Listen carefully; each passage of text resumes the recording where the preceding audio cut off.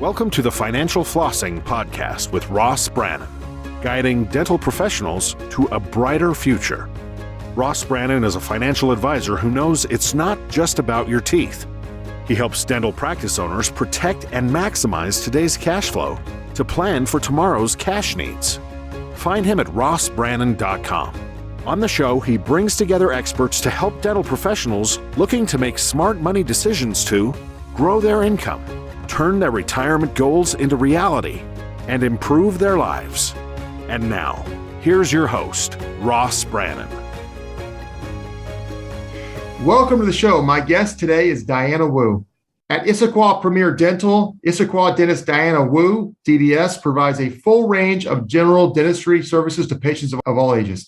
Dr. Wu and her team work together to treat every patient with respect, authenticity, kindness, and compassion, along with the general and comprehensive dental care. Today, she joins us on Financial Flossing. Diana, thank you for coming on the show. Thank you for having me. I'm very grateful and happy to be here. Well, you have a very, very unique story that I think is not common at all. So you were born in the Philippines, you grew up in the Philippines, you went to dental school in the Philippines, then you immigrated to the United States, and the American education system said, none of that stuff you did in the Philippines counts. Start over. Tell that story. Yeah. So basically, when I came to the US, a lot of the credits were not transferred over. So basically, it told me you had to do all 4 years of undergrad and all of dental school over again. And I said, well, let me try, because to me, it didn't make sense. If physics 101 there and physics 101 here should be the same. So I pretty much challenged all the, whatever courses I could challenge or take a test to basically accelerate, and took all the major sciences that were required for dental school over again here in the US and applied for dental school at the same time. So you were able to knock out your undergrad in the US, obviously through combination of challenging things, and whether it's be a CLEP test or whatever, or taking courses you had to take in about a year and a half. Is that right? Yeah. So a year and a summer, to be exact. Okay. And then you applied to dental school, and that was a little bit of a unique experience for you as well, right? Yeah. So I didn't realize in the US you had to apply a year in advance. So by the time I arrived here, all the applications were already in. They were already interviewing. And by the time I was studying for the DATs, I think the first round of acceptances were already out. So basically, I was applying for the wait list at that point. But I thought to myself, the process is a learning experience. The application process itself is a really long process, right? And it would be a learning experience to do it anyway, even if I say didn't get in that year, I would have learned something from that experience. So I decided to just move forward with the application process while studying for DATs, while taking all the prereqs. So then you got into dental school after jumping through all the hoops they made you jump through, graduated dental school, moved back to Seattle, and you worked in a practice. You didn't own your own practice. You were an associate in a practice, correct? Yes. Yeah. So actually I jumped around a little bit. So from Indiana, I actually did an associateship for a year in Austin, because at that time, Austin was the best city to live in. And it was too hot for me. So then I moved to Washington, and then found a job here as an associate. Yeah. But your experience as an associate in Washington wasn't really a great experience, was it? No, it wasn't a great experience. And I think a lot of new grads can relate to this because, as new grads don't really have a lot of experience. So then in some ways, you're kind of in this position where a lot of the corporate offices, take that opportunity to get new grads in. My case was a little different. It wasn't quite a corporate. It was like a fusion, but it was, high volume. You really had to figure out, like, if you want to do good work, you have to be able to sleep at night and look at yourself and say you treated this patient well. You had to come up with ways on how to be efficient with your time and really see as many patients as they want you to see, and they put in your schedule, right? And not only that, how they treat you, the team, the patients was a whole nother thing. So, well, you ended up being the highest producing dentist as an associate because you built a reputation and everyone wanted to see you and was requesting you. Is that right? Yeah. So for the most part, there were complaints of like when I would take a vacation, there would be complaints from my bosses because they said that patients would cancel their appointment because I wasn't there. And yeah, and a lot of them would come and request to only see me or prefer to see me. And because of that, the ownership, shall we say, wasn't exactly treating you the best, basically not letting you take vacation, threatening to fire you if you took a vacation, along with other things like, a philosophy of not doing the work the right way. So they would have to come back and see you again. So that's just more revenue for the practice, right? Yeah. So there were some of that didn't quite sit, right with me. So yeah. You had enough of that and you're like, okay, this is not for me. I want to start my own practice. So you started your own practice. And earlier you said, if I'd have known how hard it was, I wouldn't have done it. And of course, I think that's how many things worth doing are sometimes. So talk about your experience starting a practice and how grateful you are that you persevered through it. Yeah. So, my position was also a little unique because I'm not from Seattle, right? So by the time I started a practice, I've only been here about 3+ years. So I didn't really have roots and I didn't really know the area as well. To be honest, I selected the location based on my hobby. So I like to hike, and Issaquah is a very beautiful, there's water, there's mountains, like close to the hiking areas. So I selected the location based on like, oh, this is where I'd want to live. Like I could drive 30 minutes and be on a hike, right? But what I didn't realize was that area that I chose was full of incredible, really good dentists. So it was, if you Google dentist, you'd see a handful of 5-star dentists and several that are 3, 2-star, Issaquah is one of those rare occasions where if you Google dentist, almost everybody is like 4 or 5-star. So I didn't really knew how competitive the area was that I was getting myself into. And plus I didn't have like, say, family and friends that could be my first patients, at the beginning when you're starting off, because you just moved here all on your own. I had like one cousin here and his family, but that was pretty much it.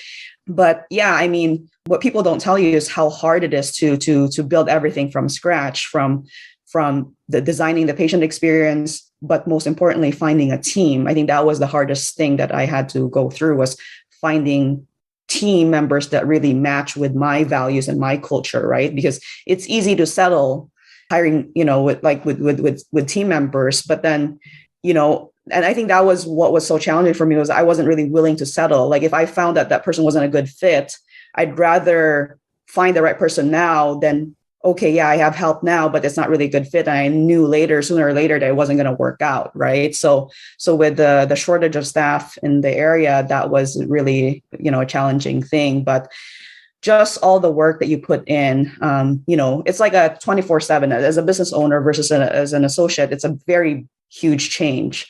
When you're out of the office as an associate, you don't have to think much about it because you don't have patients in front of you. But as a business owner, all the work on the back end that you have to do, like trying to grow the business, trying to figure out how to create systems, how to, just plan your future, basically. So there's just a lot more work involved. And I think I didn't know how much work was entailed in the whole process. Well, you said the competition was really, really tough in Issaquah. You're now known as the best dentist in Issaquah. So how did you break through that? What's your secret? What did you do? So honestly, I don't think there's a secret to that. I think it's just treating people really well. And I think this was the reason why I wanted to start my own practice, was because of the culture, right? Like I was just so tired of seeing unhappy assistants and happy employees working. And then I was also unhappy in the associateship, and the bosses were unhappy too. And everybody was just like not happy, So, I thought to myself, like, I wanted the beautiful practice that people could be proud to be in. I wanted to have a space that was conducive to work, that, it's just like the small things, right? Like say I would go to an office and the break room for the staff is not very conducive. They don't have nice amenities or nice things, they have plastic chairs, and for me, it was like, that was one decision that I made. I said, well, I want my team to feel like they really want to be here, right? Like we have a full-size fridge, a full-size microwave, like a real wooden table and beautiful modern chic wood chairs in the break room, just like how you would want to be treated. I think that's just if I boil it down to one line, it would just be like, just think of it if how you would like to be treated, and that's how you treat people. And I think, or even if you could even treat them even better than how you'd like to be treated, that would be better. So I think, what made a difference for our patients is that they not only see how I treated them, but how the team treated them, because they would make comments like, oh, like you guys are like a symphony. You guys don't even talk to each other and you guys just like work well together, right? And they can sense from the team that the team actually want to do well and they actually care for the patients well. They're not just there for a paycheck, right? They actually want to do good work. They want to be proud of the work that they do. They want to be able to come home and say, this is the office that I work at. I want to bring my parents here and show them where I work. And these are the reviews. And if you look at our reviews, the reviews also have names of our team members, right? So that's one thing that I'm really proud of, is that the patients really pick it up. It's not just me, it's like the whole team. So you really did a good job building culture, because you saw the opposite of what you wanted in your previous places of employment. Is that correct? Yeah, so that was almost like a blessing in disguise, because when I was younger, I used to think, man, like I envy a lot of my friends who just like found the perfect associateship, right out of school. And I just had like a lot of like, not very pleasant experiences. And I think those were actually what helped me create and build the kind of culture that I wanted, because then I saw what I didn't want, which made me realize what I wanted. And then, working to get there. I mean, don't get me wrong. I think sometimes people see the end result and they think that, oh, that's so great. But there really is a lot of work that took place. There was a lot of challenges, right? Like sometimes, people can come and say, oh, you're so lucky that you're in this area and things work out, or you find the right person. But what people don't see is all the hard work that went underneath it, like kind of the iceberg kind of. You're like an overnight success, 10 years in the making or something like that. Yeah. Basically, like there's so much work. And usually I tell my friends, if you saw how much work it really took day in and day out,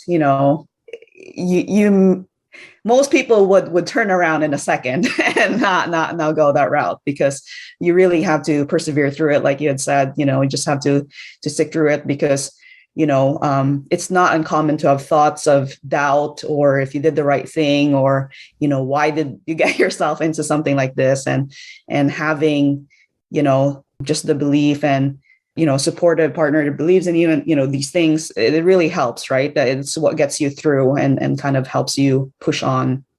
So how challenging was it to change your mindset from employee as an associate to an owner when you owned your own practice? That is a great question, because they don't teach you that in dental school. I mean, no, they don't teach you anything but clinical in dental school. Yes. It. And honestly, it was so hard, because you come in thinking that, oh, I'm confident with my skills clinically, so you should be successful. Like you think that, oh, I should be successful because I know how to be a dentist. And then you realize that running a dental practice is a business. You're not just being a dentist, right? And so, in my case, I had to learn everything from scratch, because I didn't necessarily have I had some friends that had parents that were dentists, and then they could kind of teach them, some of these things. But especially coming from a different country, I really had to learn everything on my own. But the mindset really was just, instead of just looking at yourself and how you can be a good clinician, now looking at taking care of other people, right? Because every decision I made affected all the people that I employed. If I made one wrong move, it could affect, their source of living and their families. And it's a huge responsibility, right? And I take that seriously. And that's why, for me, not only the team members, but the patients too, like their well-being. And not only that, you have to make sure that overhead and you're doing the right things financially, because you could have the heart to try and do good dentistry, but if you can't keep your doors open, you can't do good dentistry, and you can't employ all of these team members that you enjoy working with, right? So I had to read a lot of books, self-help books and audiobooks and all those things to try and really, grow my mindset, because I didn't want to be a quote unquote boss. I wanted to be a leader. I wanted to help. I say that now, but it took a really long time to get there. I made my own share of mistakes, right? There were a lot of things, but what I really learned was that you have to be able to learn how to take care of yourself first, because if you can't take care of yourself, you can't take care of your team, and your team can't take care of the patients, right? And well, it's kind of like the analogy on the airplane, put the oxygen mask on yourself before you put it on the person next to you. But it's really interesting that you have the perspective of almost stewardship of your employees.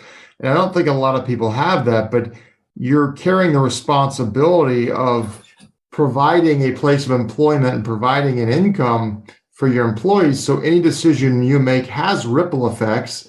A good decision obviously can benefit them, and a bad decision could substantially hurt them if the practice is hurt. So I think it's a really responsible, mature way of looking at it.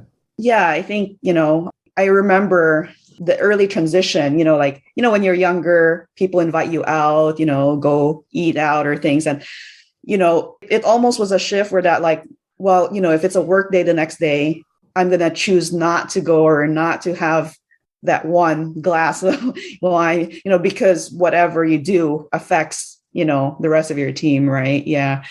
But I think that is probably part of the reason too, why the team in return work really hard for the office too, and take good care of the patients, because they also sense that from you. Right. So what's the one thing that you wish you knew 5 years ago when you started your practice that you knew today? Oh, there's so many, but I think that thing that I mentioned about, keeping your cup full, taking care of yourself first is the most critical thing, because, we hear that a lot, but you have to really experience it and live it to truly understand what that means, by taking care of yourself and being compassionate with yourself and forgiving yourself for mistakes. And, because a lot of us are perfectionists, right? Like we have this unrealistic ideal or standard that we think we should be at, right? And I think that what I realized was that that mentality projects onto other people, and especially your team. And then the energy carries over, right? So then, what I learned was that the more I learned how to take care of physical health, mental health, my own internal state, being able to, more forgiving myself when things are not perfect, the more that translated towards my team, and the more that translated towards them, towards each other, and towards dealing with patients too. And I think that energy then creates a more, just like a more happy, I don't want to say happier, because, it's impossible to be always happy, but just a more joyful, a better experience overall, better quality of life, and where people that work together actually enjoy working together. They're not there just to be in and out. They hang around after work, they chit chat, they actually enjoy being with each other and working with each other, and they have each other's back. So they know that I have their back, and I know that they have my back. Well, I think it's really interesting you talk about taking care of yourself, because so many people become workaholics, and they just live on caffeine to kind of get them through instead of actually resting and take care of themselves, which is really interesting, because you had a health issue earlier this year, and you had to take some time off, and you have built a system, a structure, a business where it basically continued going without you being there, no phone calls, no fires to put out when you got back. So talk about the peace of mind you had being able to take care of you, knowing everything is taken care of at work, and they're there supporting you. And when you get back, it's just fine, like nothing ever happened. Yeah. So honestly, that happened not by choice. I was almost forced to make a decision, but I cannot tell you and explain how rewarding. And it was such a rewarding and a great experience, with that sense of peace that you knew that they are taking care of everything. And honestly, it actually even surprised me at how incredible and how they really stepped up and took care of the office as if it were their own, right? Everybody in the whole team, associate, office manager, and all assistants. And it was, I think it's one of those things where you put in the work, you don't see any of the rewards, but you just put your head in and continue doing the work. And then one day, all of a sudden, you realize, oh my gosh, this is the result of all the work that you put in. And it's amazing, because now you feel like you have a team that you can trust, that you can help, that can grow, and that you with or without you in the office, you knew that the office would run smoothly and take care of the patients the way as if you were there, right? And they had the same heart. Yeah. Well, as we wrap this up, I always ask every guest what their favorite book was or what book have they read recently that they highly recommend. As I read a lot, what book are you reading or have you read that you highly recommend? I've read this before and I'm rereading it again. I've listened to audiobooks and actually I was just reading it this morning. It's Essentialism by Greg McKeown. I don't know. I've heard of it. I've seen it, but I've never read it. But you're a big fan. Yes, it's about doing less but better. Like it's about boiling down to the essentials of life and really like figuring out what is noise and what is essential. Because when you have a healthcare, so much noise in the world today. Yes, there's a culture. Kind of like what you mentioned earlier, it almost became a status symbol to be busy. And oh yeah, it's not. And when you go through a health scare, you realize what matters, what's important. Family. Like not taking your health for granted. And this is part of taking care of yourself is also listening to your body, because you talked about caffeination, right? We numb ourselves with caffeine and just keep drinking caffeine, but actually our body is telling us what we should or shouldn't do based on the responses, right? But we don't listen to it. We just like drink more and more coffee and then just like keep going and push through it. And the next thing you know, there's like some health issue. And then you kind of are like, whoa. Like I need to really figure out if this is the kind of life that I want, the quality of life that I want, and how I'm going to restructure this so that you put your time on the things that really matter to you, like, family and whatever it is that you really value and care about. So yeah, I'm still working on cutting down, but Essentialism is a great book for you to, for people that want to really not stretch themselves too thin and actually make a choice on what they want to put their energy and time in and actually do less but better. So this is a podcast to the dental community. If there's a dentist on here or someone listening in the dental community and they're like, gosh, I really love what Dr. Wu said today, I would love to pick her brain, how can they get in touch with you? So the best way to reach me is my email. It's at dr.wu@issaquahpremierdental.com. So spell that out for everybody. That it is a mouthful. So that's dr.wu@Issaquah, ISSAQUAH, Premier, PREMIERDENTAL.com. So it's the name of the practice, IssaquahPremierDental.com. Yeah. Well, this has been a very intriguing conversation. We don't hear many stories like yours, and your perseverance and grit have definitely paid off. And by the way, those are two. That's a great book right there, Grit, if you've never read that. Yes, Angela Duckworth, right? Yes, yeah. Phenomenal book. And so thank you so much for coming on today. It's been truly a pleasure. Thank you for having me. Really appreciate it. You've been listening to the Financial Flossing Podcast with Ross Brannon. Tune in next week for our next episode. This has been another episode of Financial Flossing with Ross Brannon, guiding dental professionals to a brighter future. If you liked what you heard, consider subscribing wherever you listen to podcasts. For more on Ross Brannon, visit rossbrannon.com. Registered representative and financial advisor of Park Avenue Securities, LLC, PAS, OSJ 3664 Coolidge Court, Tallahassee, Florida 32311, 850-562-9075. Securities products and advisory services offered through PAS, member FINRA SIPC. Financial representative of the Guardian Life Insurance Company of America, Guardian, New York, New York. PAS is a wholly owned subsidiary of Guardian. North Florida Financial is not an affiliate or subsidiary of PAS or Guardian. California Insurance License Number 0L10073. Arkansas Insurance License Number 161-39032. 2021 119535. Expires 423. That last part can also say 2021 119535. Expiration April 2023.